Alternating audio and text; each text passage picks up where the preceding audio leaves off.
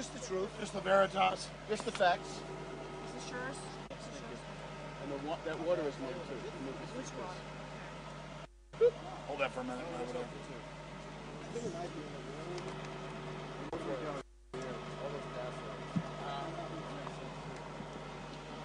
All right, let me just say this first. Webster Tarpley is a great political mind. He has a master's in,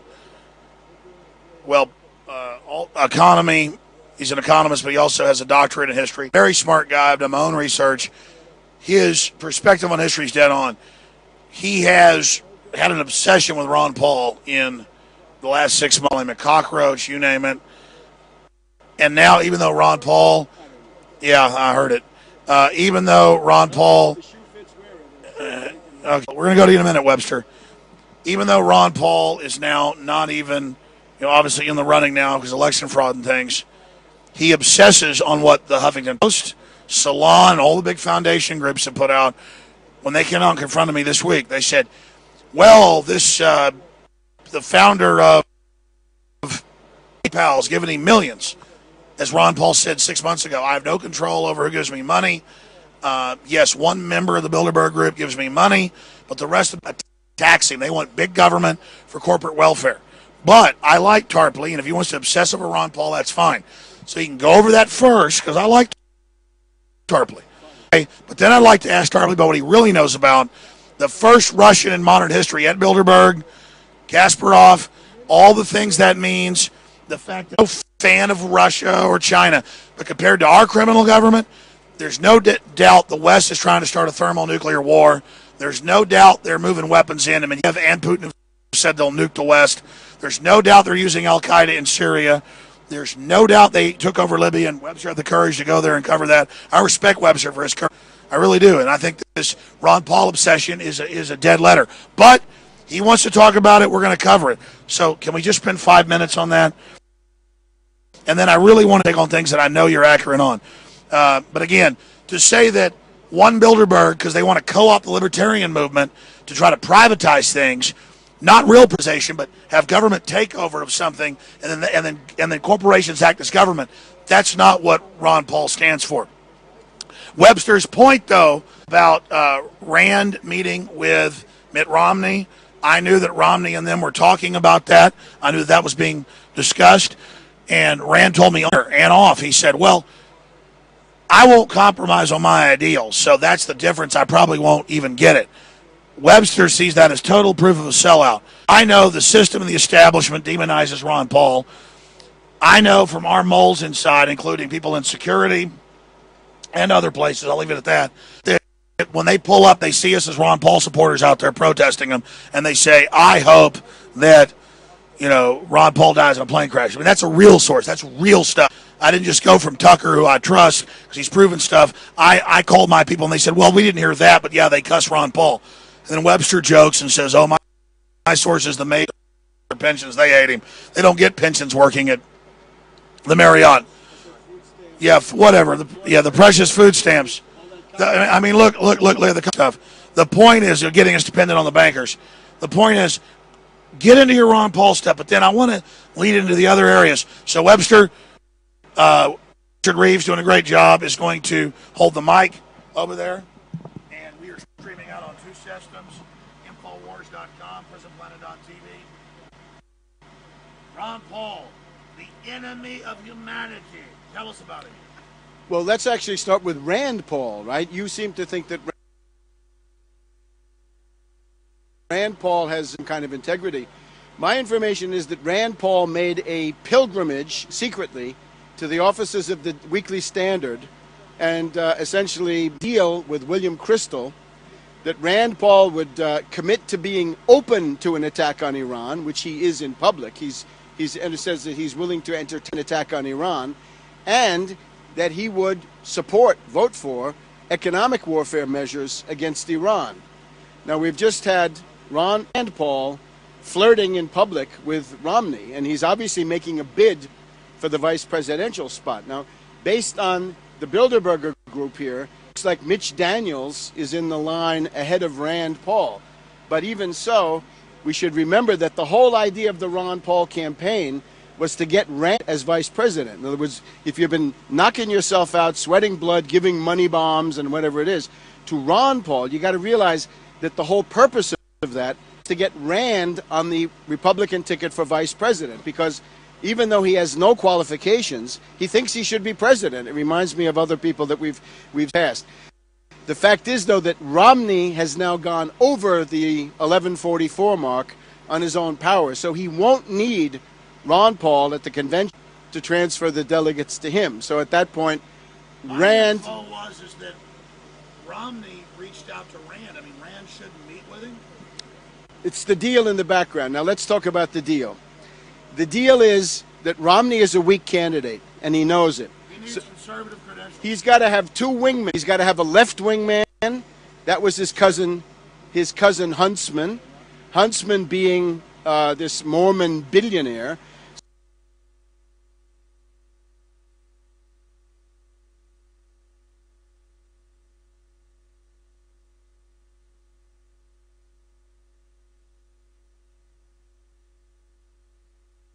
So Huntsman was the main purpose in those debates, was to run interference for Romney, to fend off attacks, and whoever was the main enemy of Romney at the time, whether it was Bachmann or Kane or Perry or Gingrich or Santorum, whoever it was, the main activity of Ron Paul was to attack Romney's main enemy at any given time. He also did other services. In Virginia primary, here we are in Virginia, we had a primary. This was a head-on, a one-to-one primary, Paul against Romney. Ron Paul punted. He wouldn't campaign because he was afraid of defeating Romney. Now, that might have caused the collapse of the Romney campaign. So Ron Paul's goal is to keep Romney as the leading candidate, but at the same time get enough delegates so that he is indispensable for Romney. And he wasn't able to thread a couple of other things. Romney wanted to avoid debates. The Georgia debate was aborted because Romney said he didn't want to go. Ron Paul agreed he didn't want to go. The Oreilly, same story, didn't want to go. So Ron Paul is a kind of an auxiliary to the entire Romney campaign. That was always a talking point. What's your proof? This is my own discovery. I was out of the gate on the 10th of January with this, the 10th of January. My proof is, if you watch those Republican debates and you can't see that Romney is there to be is being helped by Ron Paul, you don't have any political judgment. In other words, Paul ran 5 different ads against me. That was an establishment Democratic talking point. This was the first one. It was mild. It was that he was a flip-flopper. Everybody else was a criminal or whatever he was. They are. But Romney was only a flip-flopper. Let's take the Michigan primary. The function of Ron Paul is to take 10 or 15% of anti-establishment Republican voters and put them in the deep freeze. Put them in the candidate who's never going to win, can't get the nomination. Romney's problem was that the Republicans maybe 40% people, you know, country club, plutocrats, whatever, who would vote for Romney. That leaves 50-60% who would vote for an anti-candidate. So what Ron Paul does is take 15%, sometimes 17% of the anti-establishment Republican votes off the table. Now, Michigan primary, look at a couple of others, but Michigan is the clearest. Romney won Michigan by a paper-thin margin. That's the Ron Paul effect. Now, Ron Paul didn't win Michigan, but he did pay with his money for anti-Santorum election ads. So you're in the presence of a deception operation. This is not real. Ron Paul is famous as a nepotist. My figures are that he's got 60 people plus of his relatives on the congressional office payroll or on the payroll of his campaign. Jesse Benton, that a lot of people in the Ron Paul campaign tell me they can't stand, is to Ron Paul's granddaughter, I believe, right? And remember, the entire purpose of the campaign is nepotism. It's to feather the nest for little Rand so that he has a future. And again, let's look at who this is. This is Romney. Now, people, I think the better people who are interested in Ron Paul, they don't really understand economics, although they should. So Obama's going to save us? No. The Bilderberg people are turning for Romney, Mitch Daniels. But they just... The word I've got is Romney is in from all the big power brokers. But that's the Bilderberg. Bilderberg is throwing their weight, which is considerable, on the side of Romney, Mitch Daniels. But now you want to get me away from this this last point that I had. I'm not trying to get you away from anything, Webster. I came over here to interview Jim Hooker, and I nicely, you're my friend. I said I'd interview you. You were interrupting, telling me shut up, and now you're saying I want to keep you for the audience. That's bullshit. No, listen, that's bullshit. No. I'm just saying, I'm interviewing you. I'm not trying to censor you, but I have views on all this. That's all. For heaven's sakes, I'm not trying to shut you down. Make your point. I want to get your point on Al-Qaeda, Syria, Libya, Russia, the Russian at the meeting. I want to talk about that instead of this obsession about Ron Paul. A vote for Ron Paul was a vote for Romney, and this is the tragic reality. And I sympathize with people who were duped in this regard. Remember, Ron Paul runs as an anti-war candidate, even though he voted for the Afghan war. You should remember, Ron Paul voted for the Afghan war. Like Kerry, he was for the Afghan war before he was against it. Now he's against it. Now let's look at Romney. If you're supporting Romney, what are you going to get? The biggest warmonger. Romney is out there saying that Russia is the main strategic enemy of the United States, and Romney is out there saying that he doesn't want the option to attack Iran on the table. He wants it in his hand. A vote for... Well, there you go, Webster. Ron Paul's a warmonger. 2 days after 9/11, he says, okay, use of force to Afghanistan to get bin Laden. Now you're saying he's a warmonger. He's been against all these damn wars. He voted for the Afghan war. Barbara Lee voted I think this is sophistic, Tarpley. I'm very embarrassed. Against it. Ron Paul voted for it. You look for a statesman, Barbara Lee is a statesman. Ron Paul didn't make the grade. The difference is you have a belief in the state to empower. Ron Paul doesn't. You're dodging the issue. If the big thing with Ron Paul is that he's against imperialist wars, how come he voted for the Afghan war? Where's the beef? Now, underlying all this, right? We're talking about the Mormons, okay? An important issue. The theology of the Mormons is that they are anti-black. The holy books. Yeah, right. The holy books of the Mormon Church say that the black population, Afro-Americans, are the spawn of the people who sided with Lucifer in the great battle in heaven. This was then taken away in 1978. I would say that Ron Paul represents the southern jurisdiction of the Scottish Rite of Freemasonry, which means the old Confederates. Mason first groups, some good, some bad. There's no proof of Ron Paul in Masonry. You are pulling out. Why are the globalists so upset at Ron Paul? The daughters are in the Rainbow Girls. The parents are all Freemasons. I think there's a pretty good case. Proof of that? They never produced the proof on that. You're going off rumors, Tarpley. And I think that's pretty good research. Anyway, let him. So now, I thought you liked the American system. I'm not endorsing the Masons, but George Washington, all those guys. Now, if you're a Mason, you're the devil. Not the devil, but when you put that together with the rest of this stuff, what I see a convergence between the Scottish Rite Freemasons, Mormonism, which is a religion which has profound Freemasonic overtones. It's a Masonic religion. Yeah, I think there is this element to it, yes. So, right now we have Rand Paul flirting with Romney in public, and if I were a Ron Paul supporter, my worldview would be crashing to the ground right now. After all that work and all sacrifices.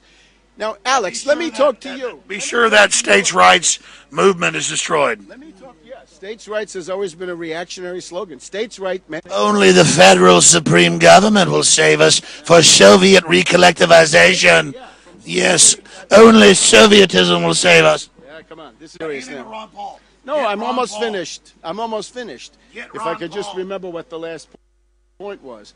2.7. Oh. Brain buggers. Look, to talk then about Ron Paul's economics. Let's get down. The thing that got me going on, Ron Paul made a terrible mistake. He published his economic views on his website in the Restore America program. Now, Ron Paul, when he gets up on the stump, Ron Paul can dance and bob and weave and shuffle with the best of them.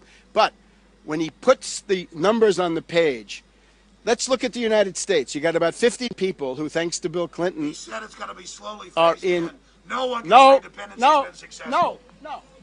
He talks about $1 trillion in cuts in $1 trillion in cuts in the first year, and then balance the budget. Bankers, they don't want that. They want us to. They seem to want it. Quite a few of them do want it. Peter Thiel is a pretty banker, and he seems to think it's great. Only one member. I don't know how many you need. Come on, you got to stop this stuff. Your obsession with Ron Paul. It's not. No, your obsession with defending him. No, let me talk to you.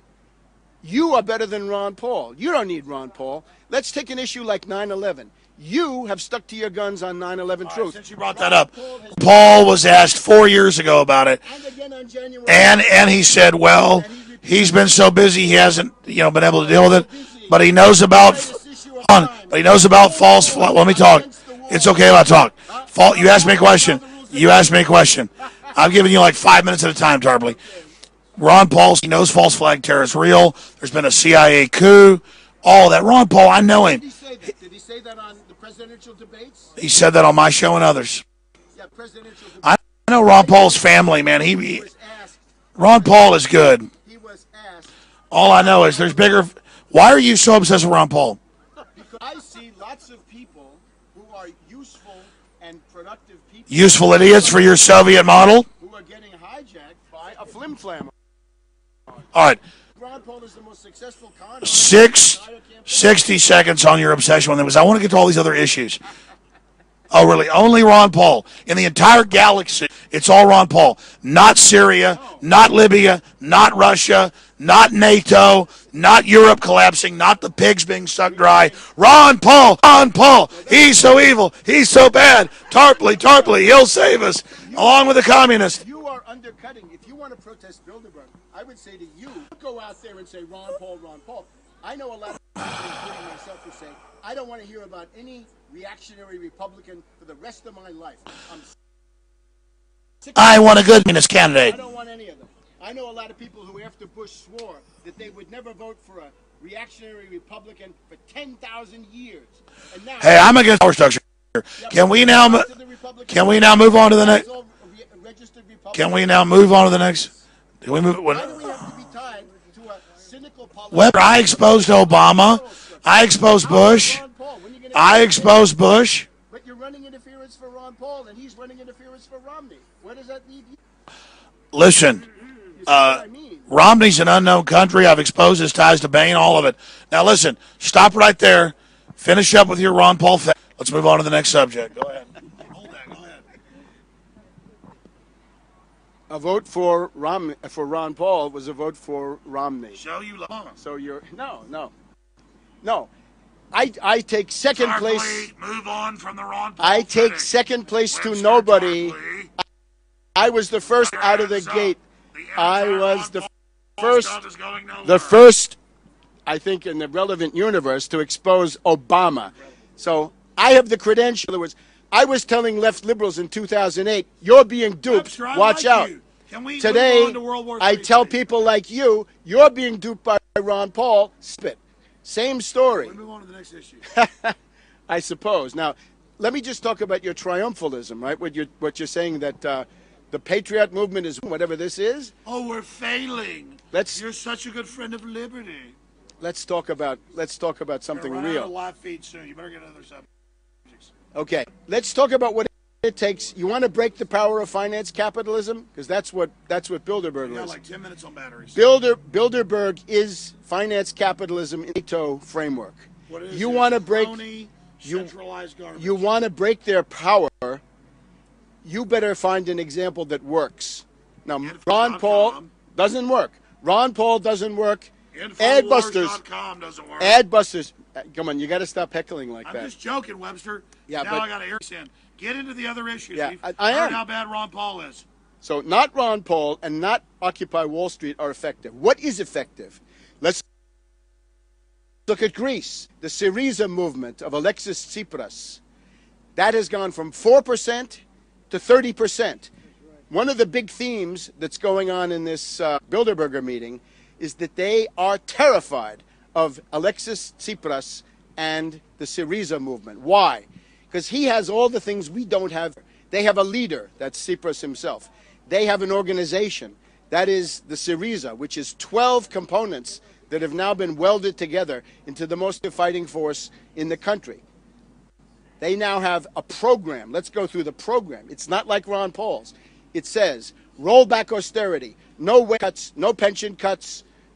If public workers are fired, hire them again. Second point, stop anti-worker measures, stop union busting. Rand Paul and Ron for union busting, right? They're scabbing on every union in the country. But in Syriza, it's the opposite.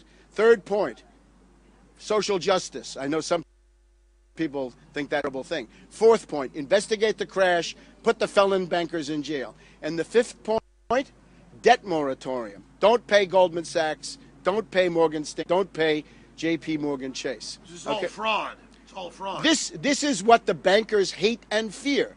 This is what is winning in Greece.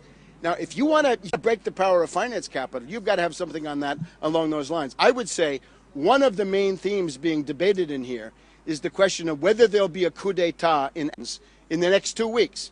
The elections are on June 17th. Right now, Syriza will emerge as the largest party. The trick of the Greek parliament is if you come in first, you get 50 votes extra. You get a bonus for coming in first. If they do, we will have essentially the first anti-banker government in the Western world. No, Iceland. They never had an anti-banker government. They never had it. They threw it out. They had a social democrat who was finding ways to. The other thing about Iceland, the stuff about Iceland is baloney. You know why? Because the living standard in Iceland has been cut in half. The devaluation of the Icelandic crown cut the living standard in half. So if you want to be serious about breaking the power of the bankers, you better have those 5 things: a leader, an organization, a program, I guess it's 4, and a strategy. And the strategy is no austerity, no deals, don't enter into any austerity coalitions. Now, the other thing is, you're concerned about dictator. I'll tell you how dictatorship comes. One way is what we just saw in Greece, right? In Athens, there could be a NATO coup in Greece because Syriza, Tsipras has gone on television. There shouldn't be any Greek soldiers in Afghanistan. Why are we in NATO? And we've now got similar things going on in Macedonia, in Serbia, in Montenegro to some degree, to Croatia. And they should There's a say revolt no up front to any foreign soldiers in Greece. Yes, and they should essentially they should get out of NATO. NATO should essentially be busted up. But the intelligence of Tsipras is he doesn't put that up front. He puts the demands that actually have mass traction. Demands that have mass traction are the ones that do something to help working families solve their immediate problems in a condition of depression. So that's what's going on. Now, dictatorship, right? You're against dictatorship. Let's see how it comes. Let's look first of all at Michigan. We have the reactionary, or really Governor Snyder in Michigan, and he says emergency management law. He says if I don't like the governor of the mayor of Benton Harbor, if I don't Lint and Pontiac and a course, and if I don't like the Detroit school system, I get to send in a dictator, and he becomes the austerity dictator of those places. It's been taken over by Rajoy, who was basically the neo-fascist prime minister of Spain. Rajoy says, if Andalusia, under the socialists, won't carry out my austerity decrees, right, and austerity, we know who's for austerity here, he says, I get to send in a dictator. Now, the worst one is Trichet, the former head of the European Central Bank, who's now on record saying, and this is a speech given at the Peterson Institute in Washington, Trichet says, if there's that's not carrying out sound economic policies, we send in a dictator. The prime minister is out. The parliament is out. We dictate economic policy. Technocrats. Technocrats. That's Papademos in Greece, who's from the Boston Fed. That's Monti in Italy, who's from Goldman Sachs. That's Draghi in the European Central Bank. In Spain, we have Guindos, the fascist, neo-fascist finance minister. He's brothers. But again, you want to break that stuff. You've got to have organization. You've got to be able to carry out a general strike. I understand that. You've got to be able to break their power. Running down with Not enough to say people now know that there's the Bilderberger group. That won't help them. They drain incredible amounts of power. Sure. It's going down. I said, Tim, it's probably 10 more minutes. Can we get a larger geopolitical? Yeah, but this was it. This is the fighting front. What to do? I know you don't like this. You never want to talk about this. But if you want to do something, I'm telling you, not Ron ad busters. It's another one. The fight to recall Walker. Hold on just a minute. The fight. This is what Tarpley does. He is in a crazed mode. Our batteries are going. See it right here. Hold on. And I'm like, no, we've covered Greece. We've covered the polls. And I'm like, what about? I mean, I'm the interviewer here. I'm sitting. He's going for like 10 minutes at a time, and I'm the demon. I'm the bad man. And listen, all I'm saying is, what's happening with the pigs? What's happening in Syria? What's happening? And then I'm bad. I'm asking geopolitically as a questioner every 10 minutes a question, and I'm demonized that I never. No, you are. You're acting like I'm covering something. You said it. Hey, Tarpley, damn it. Listen, I'm covering something up, and I'm here interviewing your ass. You're in an aggressive, crazy mode. And it's pissing me off. Okay? You did. You said, hold on a minute. You said, I don't want to talk about these issues.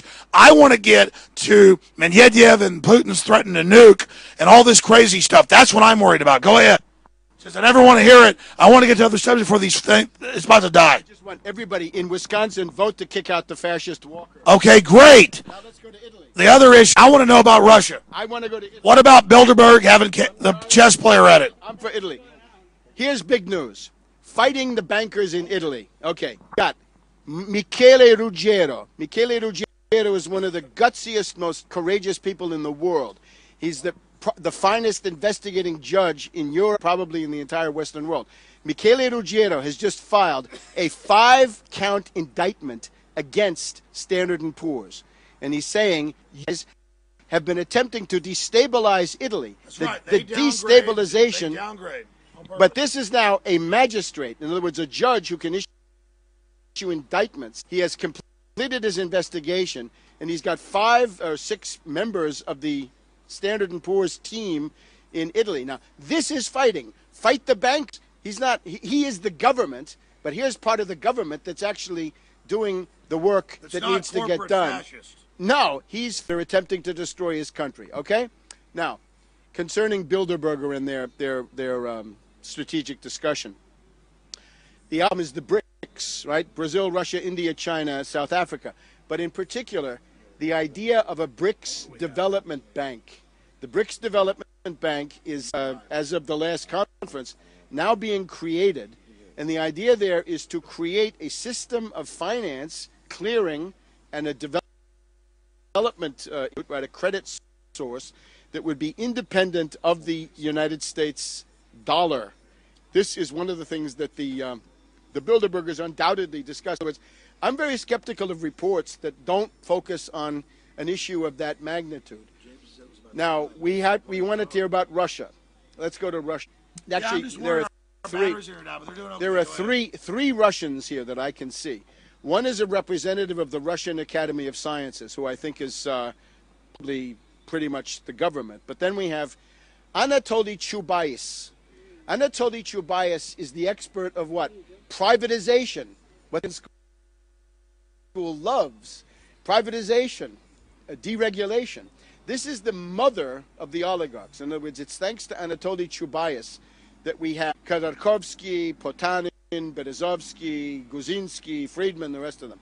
In other words, the state property of the Soviet Union was privatized to the nomenclatura, to the oligarchy, to these predators, and they have now constituted a state within the state. Right? We saw it in the presidential election. But Putin kicked them out.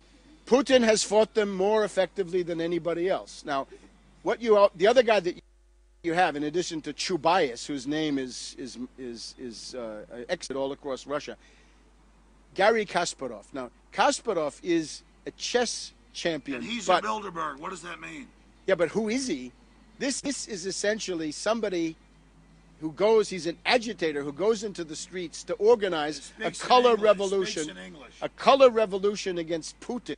And his ally is, quite frankly, a Nazi. There's a guy called Eduard Limonov who calls himself a national Bolshevik, who I think would get himself pretty much into the brown shirt category.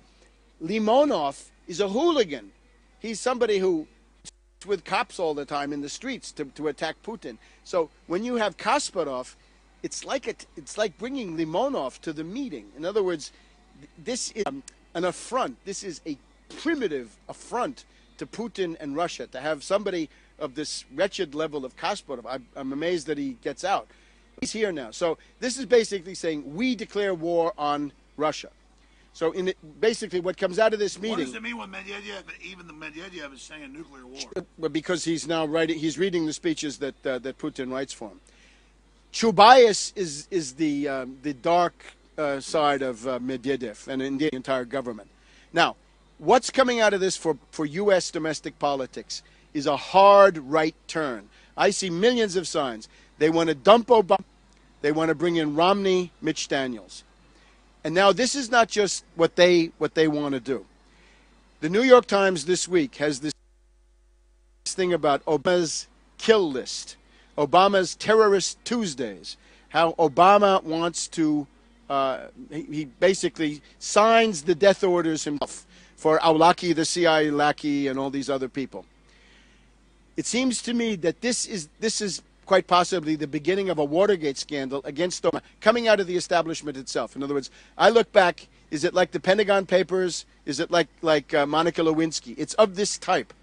This morning on MSC, I was amazed. Chris Hayes of The Nation magazine, a left liberal. He's got Jacobs of the Army. He's got a panel of other people. He's got Jeremy Steele from The Nation. And they're talking about how Obama is committing murder. Now, if you want to do something designed to suppress and demoralize Obama's left liberals, the real shock troops of Obama, it's to put this story on MSNBC. Now, MSNBC is who? It's Jeff Immelt. Immelt, of course, a big supporter of Obama last time around. It seems to me Immelt, along with other groups in the ruling class, have now decided to get rid of Obama. A couple of others. You notice we're seeing the Washington Post and Politico talk bad about Obama. It's growing. I mean, you can see that the political wind has changed. I smell Watergate, at least a scandal. Maybe not, but maybe. It's easy to do. It's complicated. Bill Clinton. Bill Clinton, great barometer of what the ruling class is thinking. Bill Clinton goes to the campaign trail and he says, it's not right to talk about Romney as a hedge fund hyena and an asset stripper and a zombie banker. That's not fair to him. We shouldn't do that. Because that's Obama's only hope, is to demonize Romney for what he is, which is an asset stripper, a one-percenter, and all the rest. If Clinton comes out with that, he's cutting off Obama at the knees. And he's doing it along with Cory Booker and other people. He's doing that in the service of ruling class cabal. The unemployment statistics this week were not only bad, but the previous month's results were brought from a wretched 120,000 to a microscopic 50 to 60,000. It looks to me like networks inside the government bureaucracy are also now in the line. It's time to make Obama look bad. So what this leaves us with is that this faction of the ruling class, you got to look at reality the way it is, has basically said we want a sharp right turn. So the Supreme Court in June, it's now June, the Supreme Court is going to come out on Obamacare. What might they say? They might say Obamacare is unconstitutional and we have obiter dicta, right? They get to say other things. But you were against Obamacare. Obamacare, the reason that they're against it is they don't want Americans to think they have a right to health care. I do think that Americans have a right to health care. I know Ron Paul says... Let's not go off of that. You're saying it's a fake health care.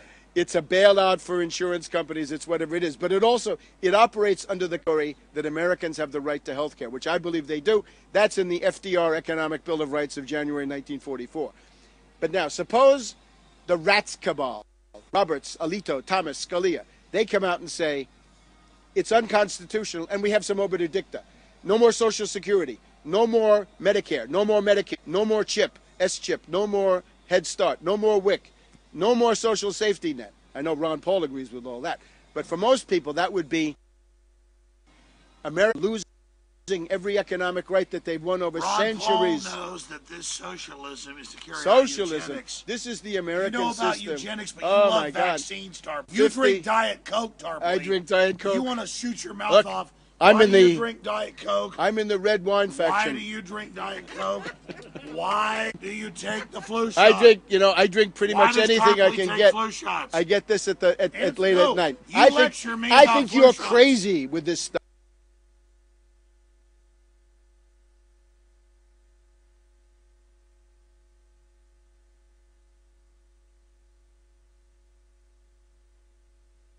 Stuff. This is. Flu shot. I don't care about You this love your issue. flu shot. Hey, look, it's a smoke screen now. Come on. Oh, come yeah, on. take your flu shot. It's a smoke screen. It's a smoke screen that your Yeah, kid's got come on. autism.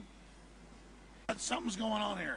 If From government June- does it, you love it. from June- If government handed out cyanide pills, he'd love it. I'd love it, yes. From June to December. June is the Supreme Court. The obiter dicta would say, every gain of the American people in labor struggle, somehow they were all so crazy, they wanted to have unions and economic rights, all the things that the Austrian school tells us we can't have, to December. And December is, whoever has won the election, the grand bargain. And the grand bargain, strip and flay the American people on this cross of austerity that Ron Paul loves so much. On a cross of silver? From Merkel to Ron Paul and the rest of them, right? We have Ron Paul, we have the Republican Study Group, we have Ryan, and then we have Obama who does it in the most gradual way. The objection. Yeah, Mark I'm sorry. Anderson has a question. I'm sorry. Let me finish. Your great lordship. The objection of the ruling class to this stuff. I didn't interrupt you. The objection of the ruling class to the Obamacare is they don't want you to think you have any economic rights, and then they want to take it into December. They don't like Obama because the austerity, the looting, the sacking is too slow. It's too gradual. Right, they want to have a sharp turn towards. Soviet rule will help us. They want to My battery's towards about to $1 die. trillion of cuts, You which just is what stopped the notice. your Infowars.com. candidate wants $1 trillion of trucks. Videos. My position is that genocide against the American people is inadmissible. Soviet love. We're almost out of time. Mark Anderson has a question. Come over here, Mark. Come to the back. Sorry, this is an interview with me and you. I'm sorry. No, but he has a question. Fine. We're all here together. Our batteries From died. there. Go ahead. Well, why did Rick Santorum drop off quickly, so precipitously? I mean, I'm just curious. He was there, and he was actually on a crest, and then boom, he's gone. I'm just curious. The defeat of Santorum, well, you have to look at every debate where he had a chance. Ron Paul was attacking him because Ron Paul was the attack dog for Romney. And anybody who watched it should be able to that fact. So he was overwhelmed with all of that Sorry, stuff. We're down to 5 minutes on battery. It's getting us notices. It's going to die. Hey, we've been on 5 minutes for We the are last on 30 battery. minutes. Thank you. What, you just denied our battery's dying? I don't know. It's been going on for a long time. Hold on just a minute. It's like the end of La Traviata. I'm done with Webster Tarpley. I'm going to be honest, everybody. He has accused us of assembling. Oh, come No, on. I'm done with you, buddy. It's over. Come on. No, it's done. Our batteries are dying. He's giving us notices. We never know what's going to die. He keeps saying we're making this up. You've seen us out on the road where the batteries die. He keeps giving us notices. It's about to die. I Sir, said, do you have a please, card? No, please I get don't, the other sorry. points. He said that's made What's up your crap. website? I'm out. So, Tarpley.net. I mean, this is, Tarpley.net? Tarpley.net. You got contact info on there? Tarpley.net. we Okay. come to interview. Contact. Let me tell you, it's very painful to be friends with Tarpley and to sit here and watch our batteries die. We're going off. Be your friend, not Ron And Paul. then he tells us we're making it that our batteries are dying. Hey, he gave us a 10-minute notice 20 minutes ago. It's about to die. Just said 2 minutes, Tarpley. So we'll watch Tarpley talk of the video. I know, but you just accused me of lying, man. That's pretty incredible. Here you go, Tarpley. I thought you were a great kidder. You were always a great kidder. You always loved. Brainbug.com. But our batteries are about to die. Go ahead. Go You ahead. lost your whole sense of irony. You lost because Ron Paul has dragged you No, into this you're abyss. saying our battery said. You're too Richard, touchy. Richard, did it not just say 5 minutes? Fine, 14%. fine. It says it's about to die. It's about to die. It is dying. It I is don't dying, know. okay? Go ahead. I'm here to the bitter end, Alex. Tarpley, I like you. Let me tell you something. We're not censoring you. We No, sought of course you not, out. and I'm grateful. Russia. But the question is now, time to look for new political perspectives. I agree. I'm not saying Ron Paul's Jesus. And that's over. So ahead. whatever it is, it's over. So now we need a perspective how to fight this economic fascism of the Romney Mitch Daniels ticket, if that's what it turned out to be. And again, my proposal is, look at this Syriza movement in Greece. Look at what they're doing. They just said, stop all privatizations. Ron Paul wants to privatize everything. Look in the Restore America program that Paul put on his website. In there, you'll find his plan to cut 2/3 out of the food stamp budget and 15% out of the Pentagon structural budget. I thought it was supposed to all come out of the defense budget, but no. Suddenly we find that it's the social safety net that gets savaged, and the Pentagon gets nicked a little bit. This is worth looking at.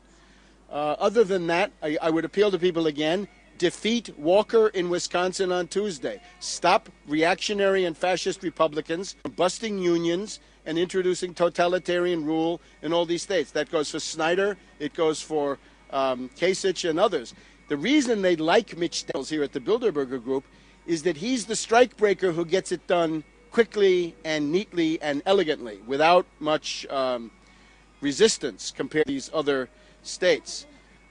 But above all, Syriza and the idea of a program. I have a 5-point program on my website. I hope you look at it. It's a recovery program, and it will essentially give us the ability to put an end to the current world economic depression. So I think that's the strategic situation we're in. We are in a world economic depression. Once you know that, you must realize that what's going around you is not a market event. It is not a normal boom and bust cycle, but it represents a breakdown crisis of the entire world economic system. Right now can see the United States is mired in depression. Europe is sinking rapidly into a depression that is probably getting already as bad or worse as the United States. China is slowing. India is coming under pressure. The world is going into depression. This ought to indicate the need for a recovery program, not the free market.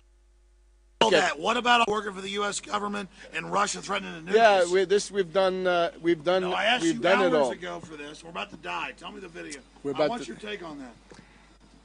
Certainly, especially when we look at Syria, I've been paying a lot of attention to Syria. They're saying they're invading. I mean, it's all over the news. I watched it this morning. It's bad. We had the Hula massacre. You should know that the Hula massacre was a complete fraud carried out by a death squad of 800 killers, Al-Qaeda, Salafis, and others, came to Hula. They burned the hospital. They killed the people coming out of it. And then they went around and killed citizens of the town who refused to join in their civil war with Assad. So the death squad thesis concerning Syria, I think, is amply confirmed. We just had Putin going to Merkel, Putin going to Hollande. Hollande is turning out to be a much weaker sister than he might have. He seems to be at least flirting with the idea of the French leading the attack once again. That has to be watched. On this side, the practical side of it is the Walter Jones resolution in the House of Representatives, the one that reminds Obama that if he starts another war, he will be impeached. I think everybody Ron Paul has co-sponsored. That Ron Paul ignored for 3 months and then grudgingly co-sponsored. No, he co-sponsored. I would like to hear about. Ron Paul co-sponsored.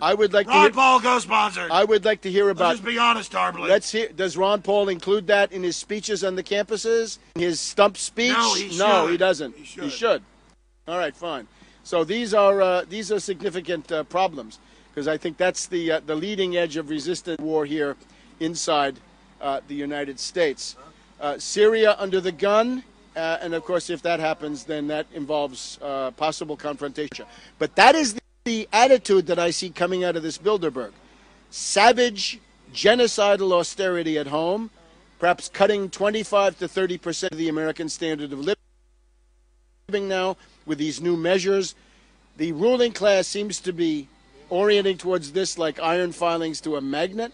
The Supreme Court is likely, again, not just to say you have no right to health care, but you have no economic rights of any kind. And take that then all the way to December. It is comparable to what we had with Carter. When I started attacking Obama in the spring of 2008, actually in January 2008, I said that Obama at that time was a creature of the Bilderberger Group and the Trilateral Commission.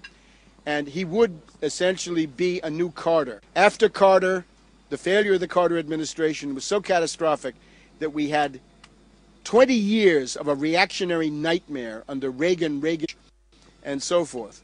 Now with Obama, if this pattern holds up, we may be going into a similar reactionary nightmare.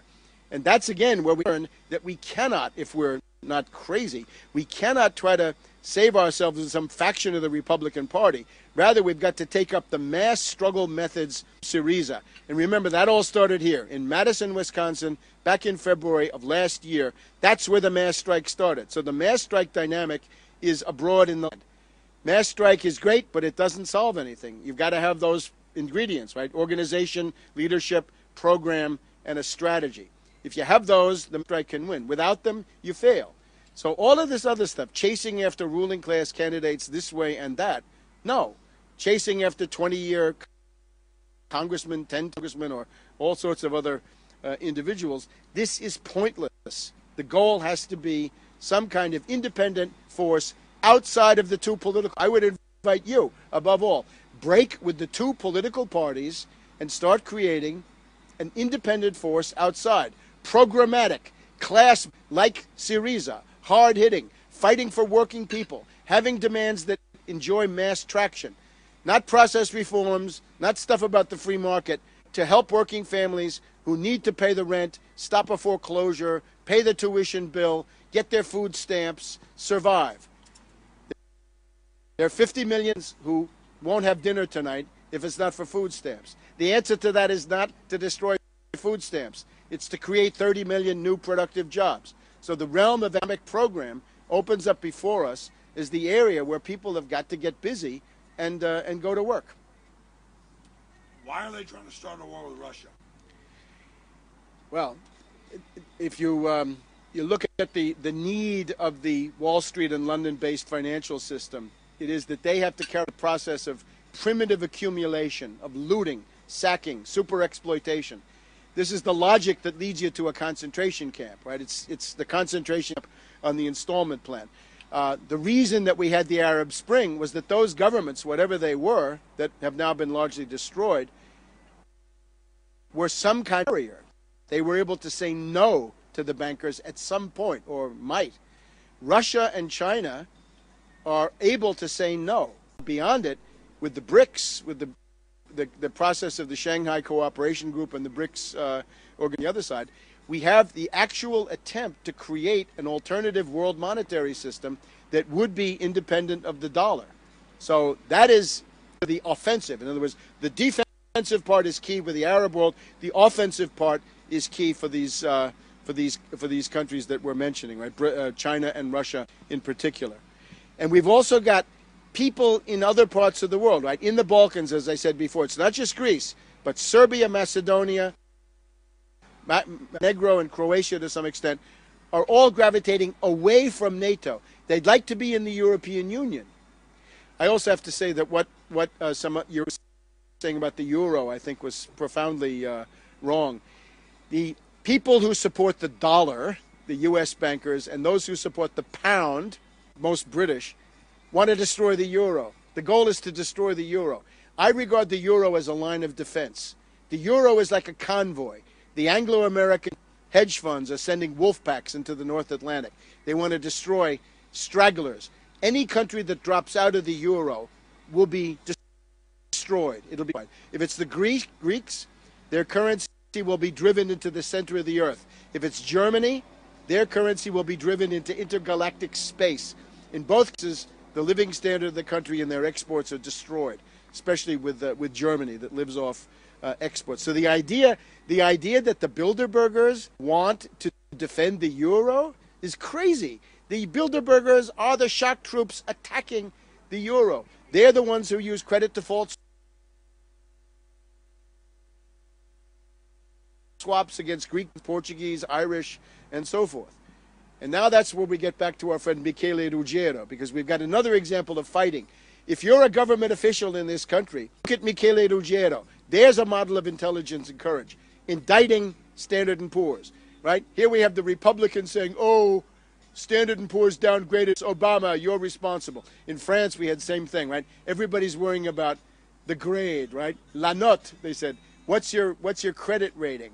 This is despicable. Great nations don't grovel in the bankers ruling countries by rating. Yeah, but it's also it's propaganda, and as Michele Ruggiero writes in his indictment, it is the attempt to destabilize and destroy Italy using essentially what he's arguing. I mean, I haven't read the entire indictment, but he seems to be saying Standard & Poor's is an agency of the intelligence community, and it's carrying out these attacks.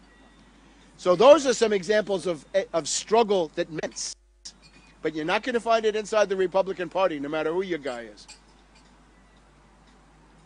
All I know is, Tarpley, what about Russia? Why is Russia threatening nuclear attack? Yeah, these are essentially warnings that have to do with two things. One is the installation of the anti-ballistic missile system. One of the worst things that happened last week was Hollande, the new Prime Minister of France, president, said he wanted to change things compared to Sarkozy. Hollande is open to the anti-ballistic missile system on French territory, right? Quelle honte, quelle honte, quelle honte. What a shame. What a horrible thing for France. Otherwise, it's in Poland, Romania, some other places. The Russians rightly feel that this is a first strike system. In other words, it's designed to have the U.S. launch a first strike, and then the disorganized Russian second strike is dealt with, shot down by these ABM things. Doesn't really deal with Iran. It's a step towards a first strike. Putin just went to Belarus. Take a look at Belarus on the map. It's an absolutely key country. It's the country that could most easily start World War III, because Belarus has Russia on the one end and Poland, NATO Poland, on the other end. If you start a color revolution in Belarus or a civil war, you could have Polish NATO troops coming in from the west and Russian troops coming in from the east.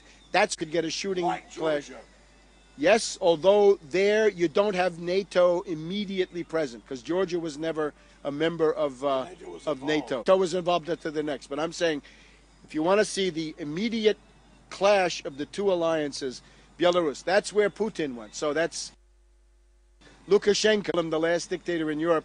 He's the last holdout in Europe against NATO and the dictates of the Bilderberger Group, because that's who we have here. The other that the Russians are concerned about, of course, is the port of Tartus, their Mediterranean naval station, and how they would they want to keep in its current form for their own strategic reasons, also because it's the strategic depth of Hezbollah, it's the main ally of Iran, so they want the status quo.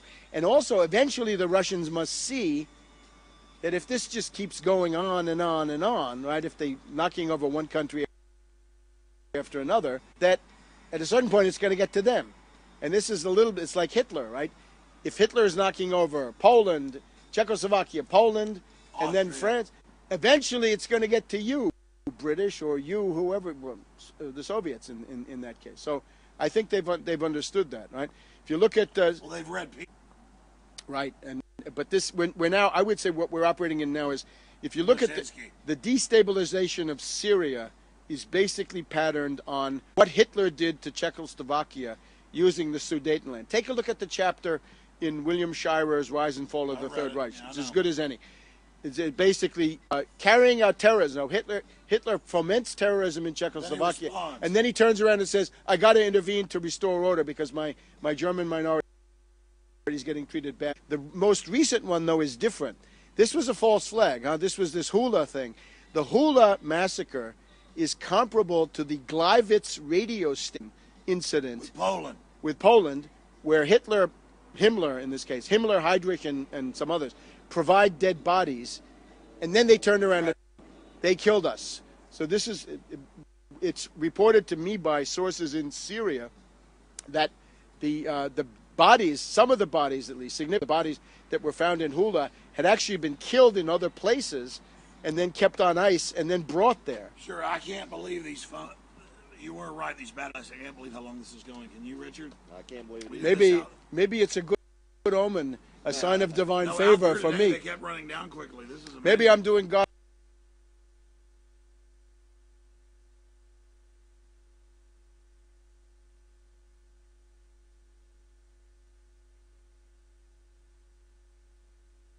God's work after a world war immediately, to Poland, which did lead to a world war. And then the other thing is the Spanish Civil War that some of your other guests had been saying. In other words, I don't share this triumphalism that there's some movement that's winning against the bankers. I don't see it. Again, the judgment on that. We're getting record numbers out. You say it's not positive. It's positive, but is it enough? Can you shut down the United States with a political general strike? That was always the question. We thought this, you remember, you were in the middle of it, 2007. If Cheney started war, what's the answer? A general strike? The Socialist International of 1913 said, if the power start a world war, we will respond with a general strike. Unfortunately, they didn't. There was Jean Jaurès of France who wanted to. We got 5 minutes.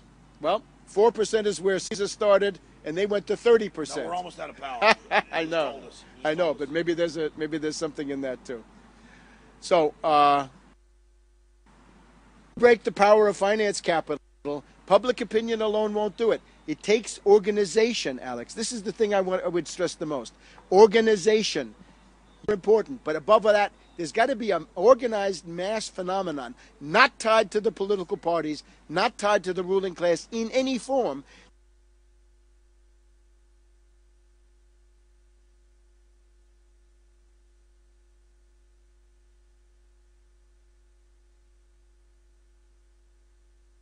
That has its own rights. We do, and we're fighting for them.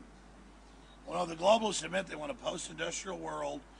Talk about the environmental movement in closing. Yeah, but look, let's pay less attention to what they're doing. How about what we want to do? We need a fighting movement. It's got to be class-based. It's got to have class consciousness. It's realize that there's the 99%, there's the people, and then there's the oligarchy, which is 1%. And of course, the Malthusian we have here, right? Thiel and these other people, they're all that way. That is neo-feudalism. But neo-feudalism means the destruction of the United States government. It's part of neo-feudalism. You have to realize the anti-government rhetoric can be a boomerang because that's their program, right? You ask them, what's your program? States, microstates, rump states, secessionism, failed states, partition studies, as Soros now calls it. Looting. Huh? Looting. Yeah, but is rendered possible. And the British are willing to do it to themselves. If Scotland secedes from Great Britain, that will be an example for the world to see, oh, that's what we're supposed to do. The British use their own country as a kind of a show window for the policies they want to push. An end cap. Serbia has been carved. Sudan has been carved. Iraq has been carved. There's a plan to carve Iran, a plan to carve the United States, right? We know the 9 nations or the 12 nations, whatever it is. Anybody flirt that stuff global corporate rulership with the IMF and NATO above and all these petty states, impotent, squabbling little things that can't resist J.P. Morgan or Halliburton or ExxonMobil or whatever it is. So, again, Syriza, on the 7th of June, if they become the government of Greece, we will have an example. We already have an example, right? Just to have that program. Tsipras was on TV the other night for hours and responded. And this is building a movement. This is not just opinions. It's not a bunch of atomized individuals. So who is Tsipras? It's a fighting force. Young, he's that's the big danger. I've tried to point this out. Young guy in his mid to late 40s, comes out of, I think he's probably started in the Communist Party. Communist Party did entrism into another group. Communist Party left. He stayed behind. He said, goodbye, commies, not with you. And he's had to punch them down because they want to bring their traditional Marxist demands, and those are not the ones you want to have. Your first demand is not to get out of NATO. Your first demand is mass economic demands that have mass traction. In other words, you got to be doing something for that average person, right? Joe's six-pack needs dinner, tuition, rent, stop foreclosures. You get the idea. He needs medical care for his kid. You've got to deliver the goods. You've got to deliver the goods. Can't be process reforms. It can't be stuff about, reforming the Congress or this kind of crazy stuff. It's incomprehensible. Even Glass-Steagall. Glass-Steagall is a great demand. Glass-Steagall is a great demand, but this is mystifying for the average person. What do I care whether two banks are together or separate. It's a very issue in reality. But the average person, the leading edge has got to be, I want to assert your economic rights and help you to assert them. You see the difference? You see the difference between that and what some people seem to like? Need I say more? Hey, the batteries have been magically full. Keep going. You're gonna die for like. I got a question. Webster, what American leaders do you see on the horizon that fit the bills that you're talking about? Or do you see any leadership at all that give you hope? Here's what I say. Break out of the passive consumerist approach to politics. I have people sending me emails saying, who should I vote for? Who should I vote for? I would say, get yourself out of that mentality. Politics is basically a full-time job, or at least it's a pretty good hobby. It takes a lot of research. What you got to do, but it takes mass struggle. If you're in any of those states, if you're in Wisconsin or Michigan or Ohio or Indiana, fight Mitch Daniels. If you're in other states, right, in California. See, just died. It's dying. Look, dying. Okay. This is still feeding. Finish your statements. Okay. Half the audience. Go ahead. Where was I? What leaders? Yeah, look, mass struggle. Elections, presidential elections, that's all well and good if you got somebody, but we don't have anybody, won't have anybody. What can you do to change things? In California, Jerry Brown, he wants to cut. He's an austerity ghoul, and he's a total austerity ghoul. You know what you got to do with Jerry Brown? You got to take the Wall Street sales tax and ram it figuratively down his throat. In other words, Jerry Brown, you are not going to touch any economic rights of any American unless and until Wall Street pays a 1% across the board Wall Street sales tax. The Wall Street sales tax is coming in Europe. It's called the Euro Tobin, and we want it. The Occupy Wall Street failed to make the Wall Street people pay for anything. Hit the Wall Streeters where it counts, in the La Banza. Make them pay 1% on all their turnover. You want to have micro trading, high frequency flash trading? You want to do 1 million trades per second? Great. 1% goes in the federal till. Half of that goes to the states. That way we can maintain the social safety net. Wall Street pays. They have a technocratic banker fraud. Let's tax their technocratic banker fraud. In other words, the problem with Occupy Wall Street is they want to complain. They're a bunch of anarchists. They want to sit around and complain. The Occupy Wall Street program comes down to, let's have a hippie commune in the park. Well, Soros that's no good. Runs that. It's a fake opposite. More or less. And Adbusters, don't forget them. And Graeber the anthropologist. We just saw them cavorting with Lord Julian Assange, the CIA limited hangout artist, unfortunately, on one of these television stations that people may see. We're told that we're supposed to be happy about Occupy Wall Street because they changed the conversation. Who's about the conversation? We want power. That's another point. Protest is for wimps. Revolutionaries want power. So unless you have something where your politically leads to some hope for power, you're spinning your wheels. It's too late in the day for this stuff, right? Education and changing public opinion, all necessary, but it's got to be on the path to seizing power. And protest is simply, if that's the end in itself, it's impotent. Illustration of your goal.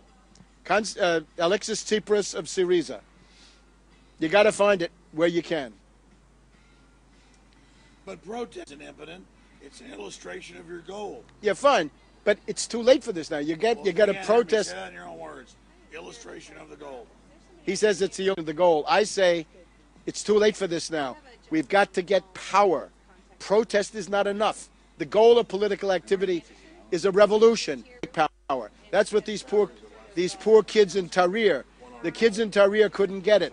The kids in Tahrir thought a revolution is where the army takes power. In closing, talk about how big it is to have Kasparov at this meeting, one of the first Russians. It is a calculated insult. It's an affront to.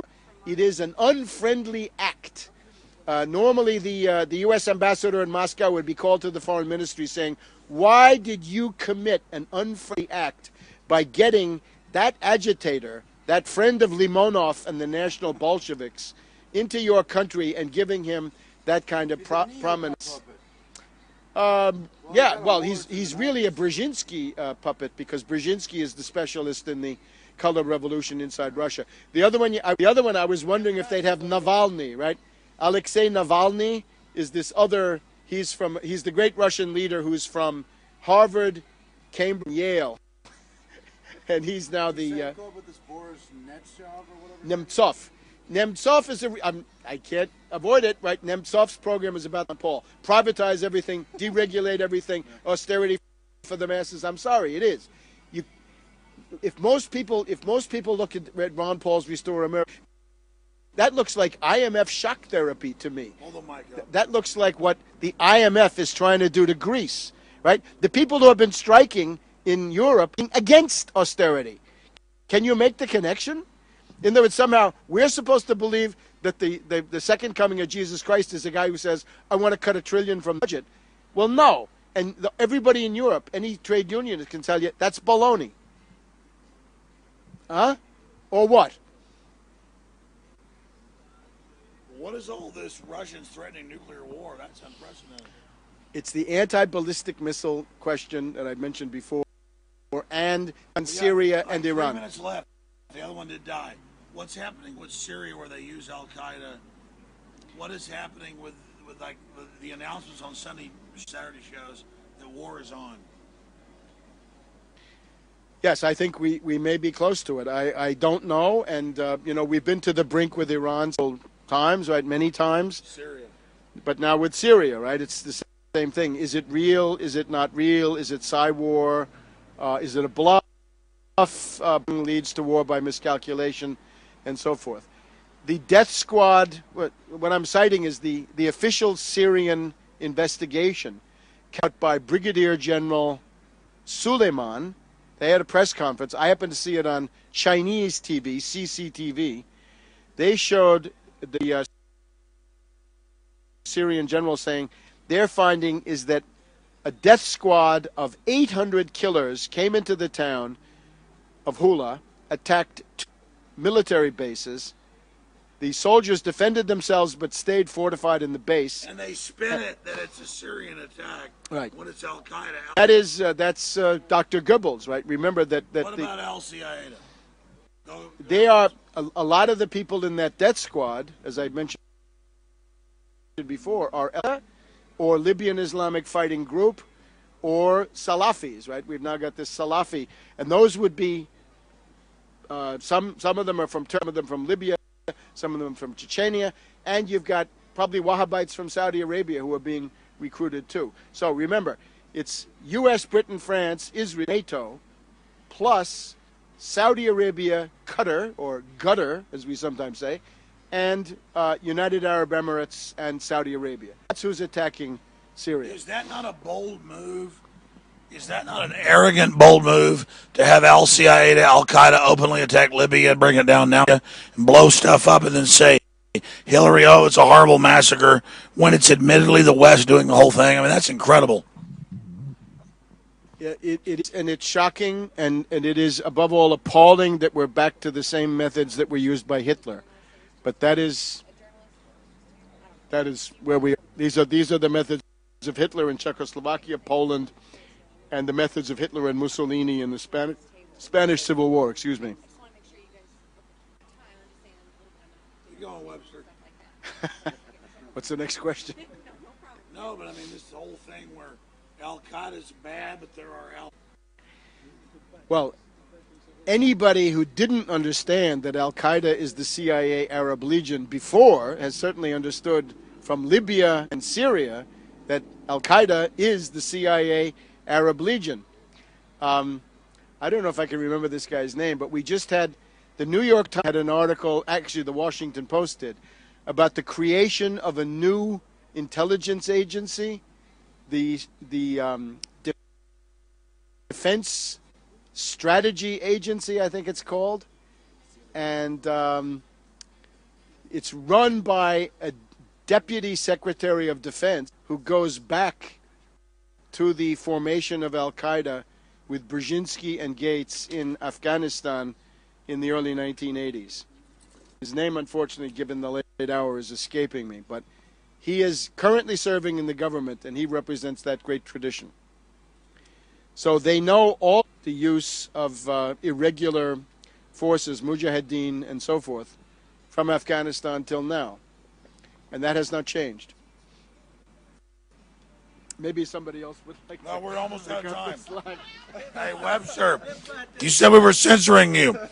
Closing comments on the state of the world.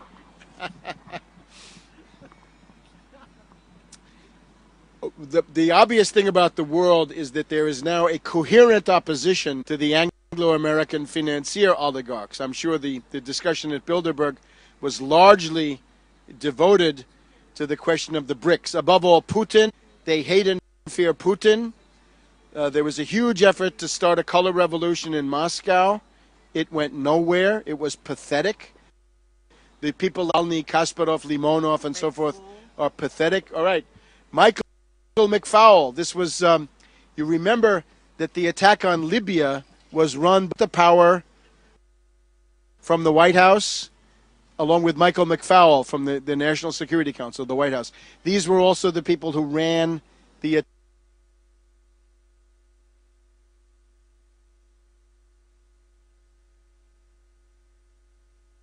I compared that evening. I was invited on RT.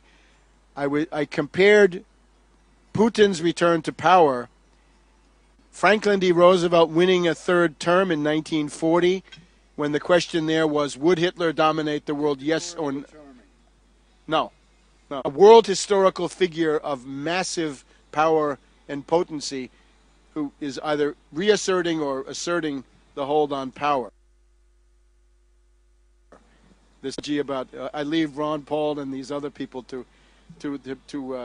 attack Roosevelt, but the other comparison, of course, is de Gaulle for France again in 1958. In other words, the return of Putin is a world historical event comparable to Roosevelt 1940 or de Gaulle 58.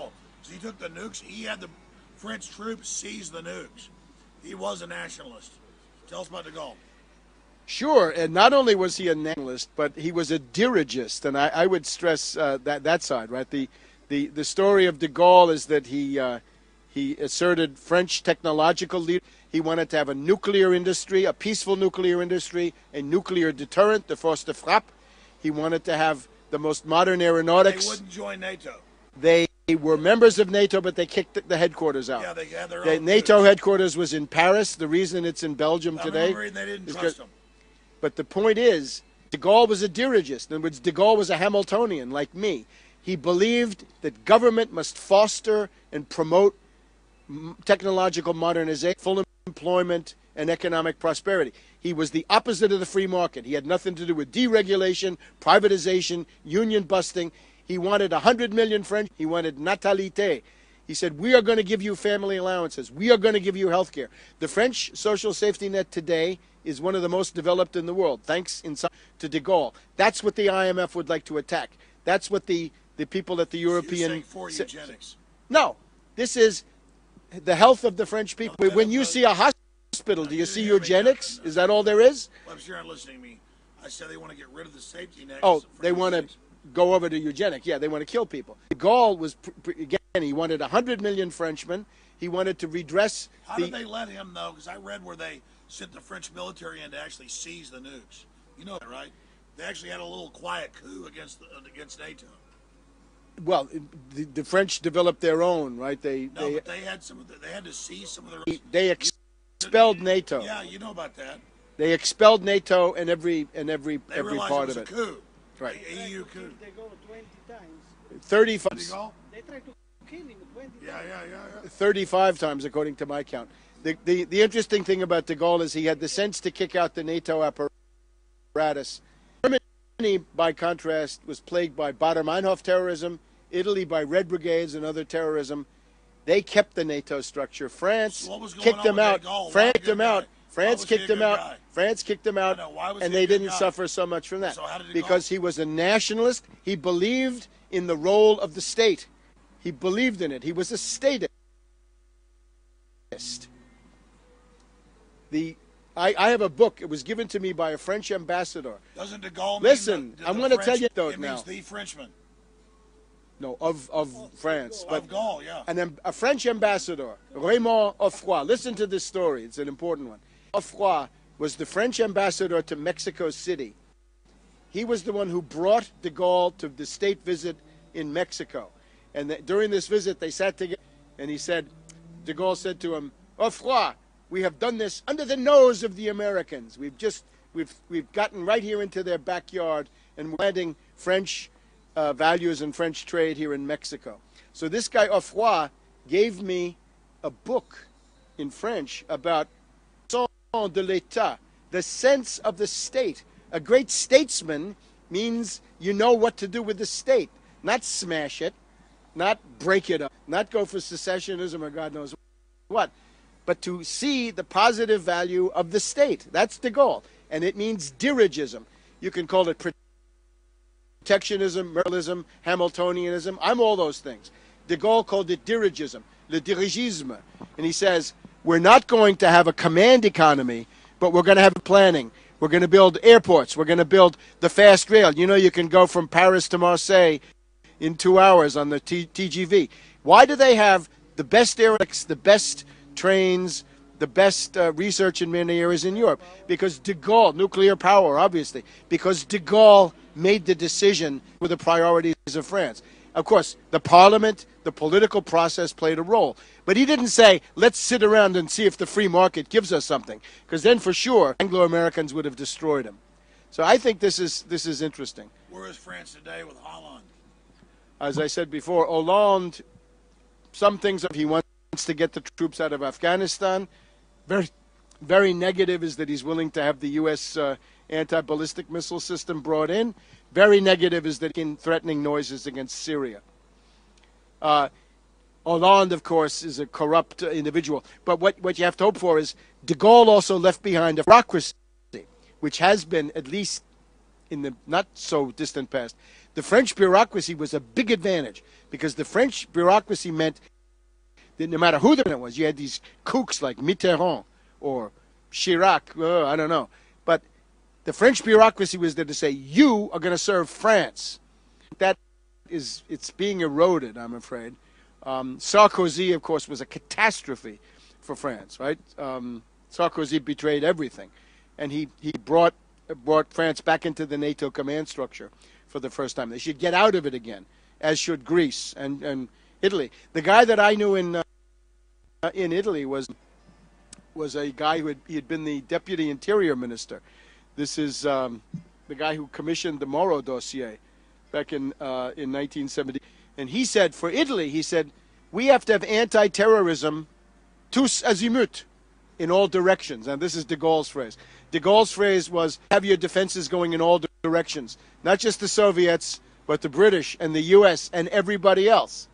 And the guy that I worked with in this terrorism study, he said, we need tous azimuts.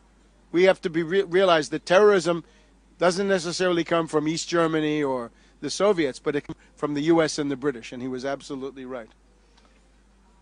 Well, Tarpley, we've now censored your interview. Okay. All right, so you have to make all your... I see you have what you're using is the rope-a-dope strategy. So long because he can cut. Well, no, you're like... It's live, isn't it? It's live, I can't isn't it? believe... This was supposed to be an hour ago. It's live, isn't it? Yeah. The other one died It's like live. an hour. Va in onda. No. Va in onda. Yeah, it's all live. It's alive? Yeah, it's live. And he's like, you're censoring me. I'm like, no, it's about to die. It never died. Alex. One died. The thing that what you did wrong was in 2006, Alex. In 2006, I told you you should run for president. You have to raise your sights. Don't take place second fiddle backseat to some politician. Webster, You should think about I'm playing political activity. possum. Hey, Hollande was business friends with the new Bilderberg chairman, Henri Costres. Did you talk about that? Is that significant? It doesn't sound good. I think it's ENA, isn't it? National de l'Administration. The ENAC. Honestly, I forgot the name. It's the French School of Administration. It's like you have the Polytechnique, the Ponts et Chaussées. They prepare the big leaders. I'll take your word for it, but is it significant? It's not good. Hollande, I mean, Hollande, what can we call Hollande? A socialist who doesn't believe in socialism at all. But there is a That's a resistance. corduroy mic. Point at your mouth. Hmm? No, point the mic at your mouth. Oh, sorry. Resistance inside his own party. Right. There are people who are now getting, when he said he was willing to have the USABM in France, there are a lot of people who were appalled. Appalled. Ian, we're censoring you, Tarpley. Anything Right. else? What about the great demon Ron Paul? Well, the other thing I wanted to say is it is better not to say that the anti-Bilderberg demonstration is for Ron Paul, because in doing this, you're going to keep a lot of people out. A lot of people are going to say, I don't want anything to, I don't like finance capital, but I don't like some Republican. But we're just identifying the global elite. People can make whatever decision they want. No, but I would not say that this demonstration is somehow that everybody there was for Ron Paul. I don't